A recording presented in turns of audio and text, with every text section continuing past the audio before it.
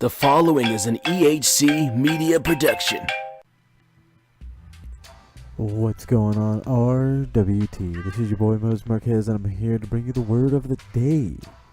And the word of the day is collaboration. Smart Mark Radio and RWT joining forces to bring you all the best pro wrestling talk we can bring you. You will be able to catch all your favorite Smart Mark Radio episodes on the RWT Podcast Network on YouTube, and you will soon be able to find all of your favorite RWT shows on the Smart Mark Radio SoundCloud station. We hope you give us all a listen, and we'll see you soon.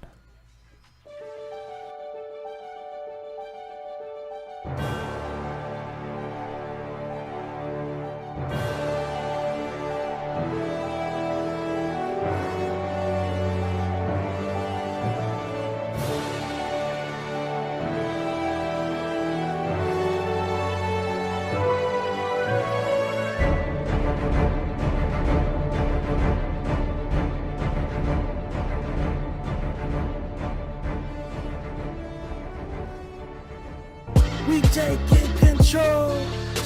Yeah, come on. We taking control. Come on. We taking control of our lives, and this time we are not letting go.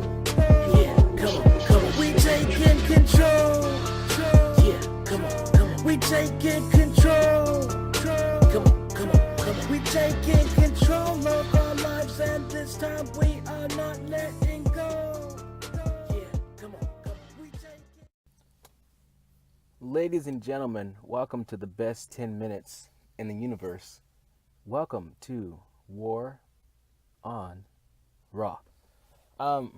This past week's episode of Monday Night Raw was obviously insane. Roman Reigns, Joe himself, a Samoan named Joe who's not Samoa Joe, comes out into the ring carrying the strap and announces that he's been battling leukemia for 11 years and the cancer has returned, and now he must take a leave of absence. He didn't give a time frame during his announcement, but after the fact, reports came out stating minimum 2 to 3 years, Reigns is gone. And that's us who are being optimistic that he will be able to defeat cancer. Which of course I am optimistic. This is a man's life. I want Roman Reigns to wake up today cancer-free and to live to be 120, very sad situation. And it was amazing to see the outpouring of love that was shown to him by his peers in the wrestling business, and not just from WWE, but from wrestling companies everywhere. New Japan, most notably, Ring of Honor, wrestlers in Impact, everywhere. Everybody who was anybody. People started coming out with all these good stories. You know what it felt like? It didn't feel like Roman announced that he had cancer. It felt like Roman died. Now, just stick with me here for a second. Because the tributes that you began to see and people coming out with stories of insider stuff that we would have never known, like personal things that happened between them, like Alistair Black revealing that he used to always sweep the locker rooms and make sure that there was water in there for all the guys and stuff like that. And Roman Reigns came to him one day and said, "Hey man, you're one of us. You don't have to do that. You don't have to work like that. You're good. I'm saying you're good." And I think of Alistair Black as like this badass, wrestler who like could probably beat people up in real life. Tommy Inn. I love that guy. I didn't realize. I understand how the hierarchy works in WWE, but sometimes it's forgotten by me, who I do support Roman Reigns. I'm a Roman Reigns fan. I've said in the group, and if you look at the banner for the group, yes, as pointed out by Mike Ibiza, it's a Roman Reigns banner. Clearly, I support Roman Reigns. I also know that a lot of people can't stand Roman Reigns, and because so many people boo him and talk about how much he sucks, sometimes I forget that he is a legit locker room leader, and that's a thing in WWE. And Alistair Black mentioned, when Roman said I didn't have to do it anymore, that's when I knew it was okay to stop because he's the leader of the locker room. So it's this weird thing where, like, Alistair Black is insanely over with the fans, and most fans can't stand Roman Reigns. So, like, logically, you would think, oh, Alistair Black is the man, and Roman's just the nobody. Except for in the real world, Roman Reigns can tell Alistair Black what to do. Like, Alistair Black was like, oh, I knew I didn't have to clean up anymore because Roman said I didn't have to. Like, he's his boss or something. Like, he is the leader. And I was like, oh, crap, I forgot that it's really like that. Triple H runs the wrestling business.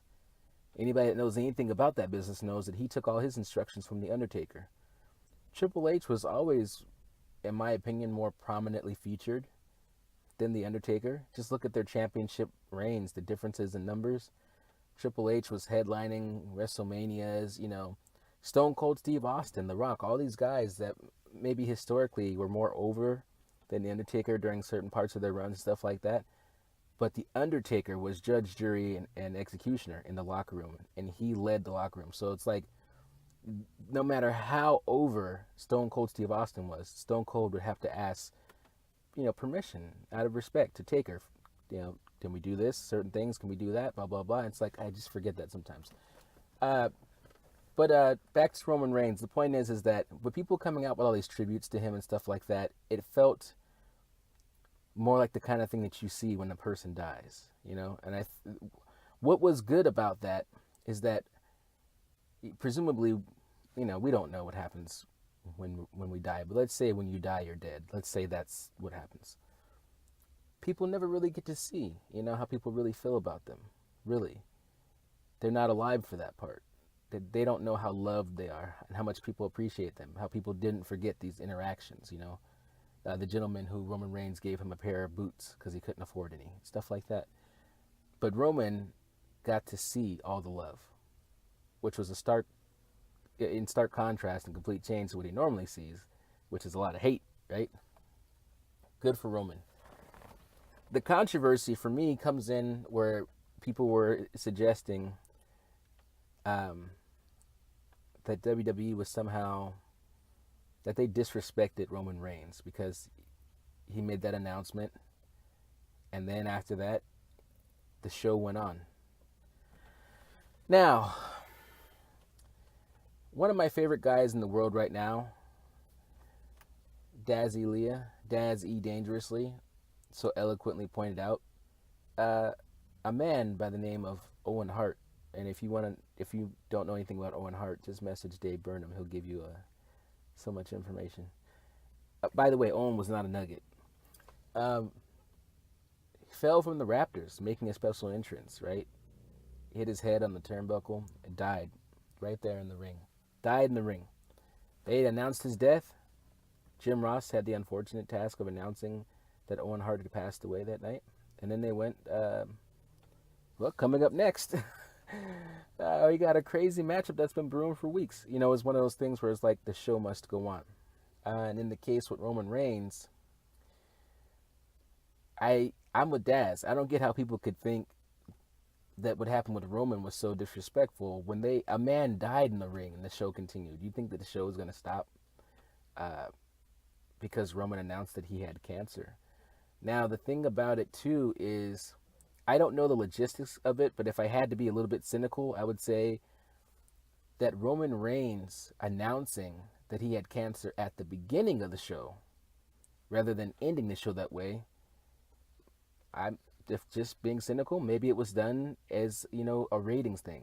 And I'm not even saying that it was WWE's idea. Maybe Roman went, hey, I have to make this announcement anyways, and the moment I say it, all the soundboards are going to light up. It'll trend #1 worldwide. It'll be insane. May as well put it at the beginning of the show because all of a sudden everybody's going to tune in and they could see the rest of the show. If you put that Roman Reigns announcement at the end of the show, how many people miss it? Because they go like, oh, God, same old Raw, boring, bullshit, blah, blah, blah, and they cut Raw off. And they don't know until they look on Facebook later on that Roman Reigns made this announcement. Now, in a perfect world, to me, Roman Reigns should have closed the show. But again, maybe him opening the show with the announcement was a little bit of a ratings grab. But in all, I don't know that WWE disrespected the Roman Reigns situation by going on with the show. The show always goes on. I also don't know that they disrespected the Roman Reigns situation by having Dean Ambrose make his heel turn. And it was kind of weird. In the same night that he stood fist to fist with Roman and Seth as they cried because their friend may lose his life behind this. And then minutes later at the end of the show, he turned on Seth Rollins, and part of you goes like, wow, that had to happen tonight. That's weird, man. You really want to see these guys standing in solidarity and standing for Roman. But when Eddie Guerrero died and Rey Mysterio was being told by I don't remember who it was.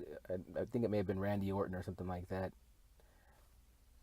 Oh, you think Eddie's up there in heaven looking down on you? No, Eddie's down there. He's in hell. And everybody was. I was young when Eddie Guerrero died. You know, my young 20s. I was taken aback by that they would say something like that, or that the storyline where that was also mentioned when Big Show, Big Boss Man supposedly drugged Big Show's dad's casket out of the cemetery during the funeral.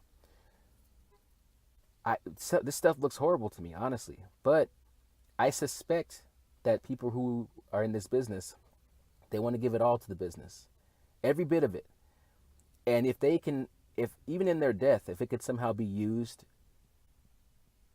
to help the business because of some shocking angle and it gets more viewers, maybe they're happy to be a part of that. Maybe they don't think of it as a bad thing. I don't know. I guess we'll never know. But that's my time, man. I'll see you next week.